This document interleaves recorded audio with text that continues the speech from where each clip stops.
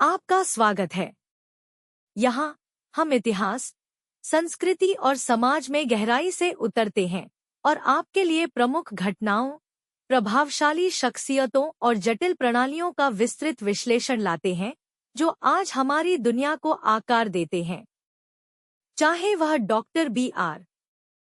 के जीवन और कार्य की खोज हो, अंबेडकर या सामाजिक संरचनाओं के गहरे तंत्र को समझना, हमारा मिशन प्रबुद्ध करना, शिक्षित करना और प्रेरित करना है।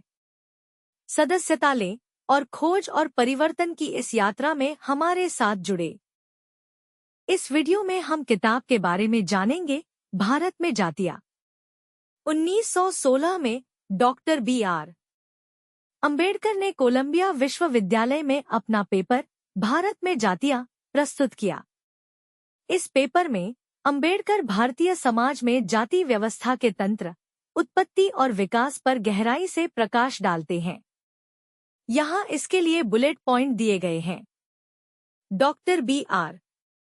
अंबेडकर का पेपर कास्ट्स इन इंडिया 1916 में कोलंबिया विश्वविद्यालय में प्रस्तुत किया गया था। यह पेपर जाति व्यवस्था के तंत्र, उत्पत्ति और विकास की पड़ताल करता है। अंबेडकर का तर्क है कि भारत में विविध नस्लों के बावजूद एक मौलिक सांस्कृतिक एकता है। यह एकरूपता जाति व्यवस्था के अस्तित्व को, इस एकता के भीतर एक विभाजन को और भी अधिक उलझन में डाल देती है। अंबेडकर ने जाति की विभिन्न परिभाषाओं का विश्लेषण किया और निष्कर्ष निकाला कि सगोत्र विवाह, अंतर्विवाह का निषेध इसकी केंद्रीय विशेषता है। वह भारतीय समाज के भीतर पहले से मौजूद सांस्कृतिक एकरूपता पर प्रकाश डालकर भारतीय जातियों को भौगोलिक रूप से अलग किए गए अंतर्विवाही समूहों से अलग करते हैं। अंबेडकर का मानना है कि जाति व्यवस्था की उत्पत्ति को समझने के लिए सजातीय विवाह के तंत्र को समझना महत्वपूर्ण है। वह जाति की उत्पत्ति के प्रश्न की उपेक्षा करने या टालने की आम प्रथा को चुनौती देते हैं। अंबेडकर का तर्क है कि हिंदू समाज सभी समाजों की तरह वर्गों से बना है। उनका तर्क है कि व्यक्ति समाज का निर्माण नहीं करते, बल्कि समाज वर्गों से बनता है। उनका सिद्धांत है कि ब्राह्मण वर्ग बंद दरवाजे की नीति के माध्यम से खुद को एक जाति में बदलने वाला पहला वर्ग था। अन्य वर्ग श्रम के सामाजिक विभाजन के अधीन आगे छोटे समूहों में विभाजित हो गए, अंततः आज मौजूद कई जातियों में एकजुट हो गए। अंबेडकर गैर ब्राह्मण आबादी के बीच जाति व्यवस्था के प्रसार का कारण नकल और बहिष्कार को मानते हैं। वह इस सिद्धांत का खंडन करते हैं कि जाति व्यवस्था थोपी गई थी और इसके बजाय नकल की भूमिका पर जोर देते हैं, जो एक गहरी जड़ें जमा चुकी मानवीय प्रवृत्ति है। उनका तर्क है कि ब्राह्मण जाति से उत्पन्न अंतर्विवाह एक सामाजिक प्रवृत्ति बन गई, जिसने अन्य वर्गों को इसे अपनाने के लिए मजबूर किया। वह उपविभाजनों को जातियों में बदलने के पीछे प्रेरक शक्ति के रूप में नकल के संक्रमण का हवाला देते हैं। अंबेडकर निचली जातियों के बीच ब्राह्मण रीति रिवाजों की नकल के विभिन्न स्तरों को समझाने के लिए दूरी की अवधारणा का उपयोग करते हैं। सामाजिक पदानुक्रम में ब्राह्मणों के करीब की जातियों ने सती जैसी प्रथाओं को अपनाया और विधवापन को और अधिक कठोरता से लागू किया। वह जाति निर्माण की यांत्रिक प्रक्रिया का परिचय देते हैं, जहां समूहों को मौजूदा जातियों से बाहर करके सजातीय विवाह के लिए मजबूर किया जाता है। इस सिद्धांत के अनुसार किसी जाति के सामाजिक कोड से किसी भी विचलन के परिणामस्वरूप बहिष्कार होता है, जिससे नई संलग्न जातियों का निर्माण होता है। अंबेडकर ने जाति व्यवस्था में रंग की भूमिका पर अत्यधिक जोर देने के लिए यूरोपीय विद्वानों की आलोचना की।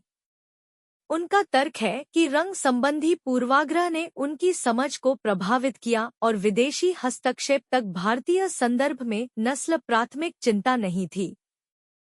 वह उनके अस्तित्व के अंतर्निहित कारणों को समझने के लिए व्यावसायिक या धार्मिक जातियों के वर्णनात्मक विश्लेषण से आगे बढ़ने की आवश्यकता पर जोर देते हैं।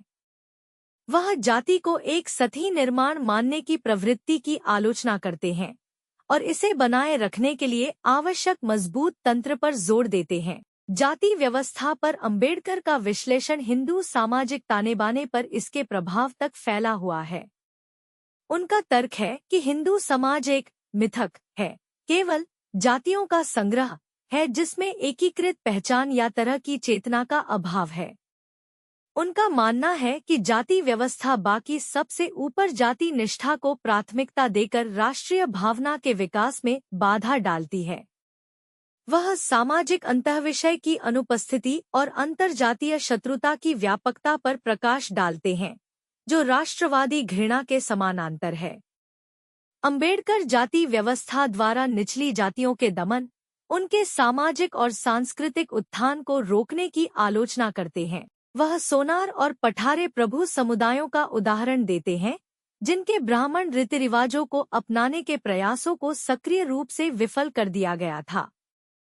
उनका तर्क है कि जाति लोकतंत्र को कमजोर करती है, जिसे वह स्वतंत्रता, समानता और भाईचारे पर आधारित संबद्ध जीवन शैली के रूप में परिभाषित करते हैं। उनका तर्क है कि जाति व्यक्तिगत स्वतंत्रता को प्रतिबंधित करती है, विशेष रूप से पेशा चुनने में, जिससे एक प्रकार की सामाजिक गुलामी होती है।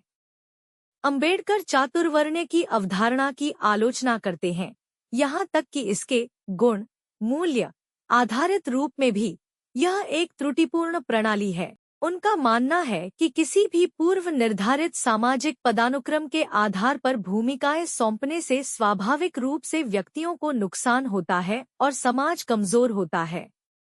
वह चातुर्वर्ण्य को निचली जातियों की ऐतिहासिक पराधीनता और भारत में सामाजिक गतिशीलता की कमी से जोड़ते हैं। उनका तर्क है कि निचली जातियों को शिक्षा, हथियार और आर्थिक अवसरों तक पहुंच से वंचित करके चातुर्वर्ण्य ने उनके शोषण को कायम रखा। अंबेडकर जाति व्यवस्था को चुनौती देने और बेहतर नेतृत्व प्रदान करने में विफल रहने के लिए बौद्धिक वर्ग, जिसमें मुख्य रूप से ब्राह्मण शामिल हैं, की आलोचना करते हैं। उनका तर्क है कि ब्राह्मण बुद्धिजीवी वर्ग ने राष्ट्रीय हितों पर अपने जातीय हितों को प्राथमिकता दी, जिससे सामाजिक प्रगति में बाधा उत्पन्न हुई। वह व्यक्तियों से सक्रिय रूप से जाति व्यवस्था को खत्म करने का आग्रह करते हैं, भले ही वे उनके तरीकों से सहमत हों या नहीं। वह इस चुनौती की भयावहता को पहचानते हैं और इसकी तुलना अपने ही राष्ट्र के खिलाफ लड़ने से करते हैं। देखने के लिए धन्यवाद। यदि आपको यह सामग्री ज्ञानवर्धक लगी, तो हमें धन्यवाद देना न भूलें। टिप्पणियों में अपने विचार साझा करें और इतिहास, समाज और संस्कृति के बारे में अधिक गहराई से जानने के लिए सदस्यता बटन दबाएं। बने रहें, हमारे अगले एपिसोड के लिए तैयार रहें और तब तक सवाल करते रहें, सीखते रहें और बेहतर कल के लिए प्रयास करते रहें।